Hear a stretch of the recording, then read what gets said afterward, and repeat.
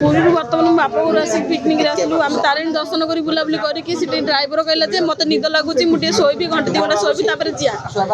से शोला भितर आम से हाट होता आम हाटू सब परियापत्र किणाकिणी कर घर को आसा समय है जमी घर को आसलु घर को आसा भितर से आम समस्त गाड़ी बसला से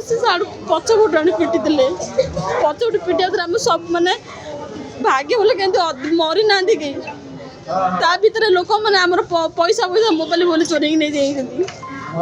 आम कौन कर आम टाटा दरकार है आम कौन क्या मांगू आमर ये कौन बंधु बांधव किए अच्छा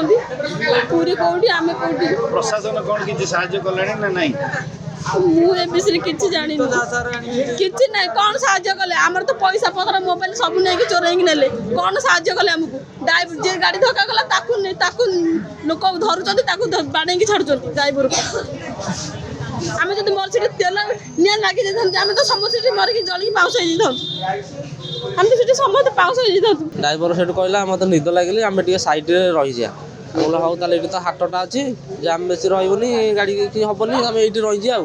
से रहीकि घंटे 1.5 घंटा खंडे रहीलु तापर बाहर बेलू तो बाहर समस्त बस पड़ू आ 4-5 जन खंडे थे से 4-5 जन आसला बेलू सब बाड हो गली पछ पड़ू से 3टा गाड़ी बाडे आनिक आमको आग टलर चिपी सारे कार कौन किए क्षति पुअर मुंड फाटी झीवर पेट टी चिरी हो जाइए आ मो स्त्री गोड़ भांगी जाइए मोर भी गोड़ ये आम भाई झीवर सेन्स ना पुतुरा तो सब अच्छा समस्त तो जड़ होती आसी बाहर गाड़ी पछाड़ धक्का कौटी आसी सब रामचंडी रामचंडी कोणार रामचंडी आम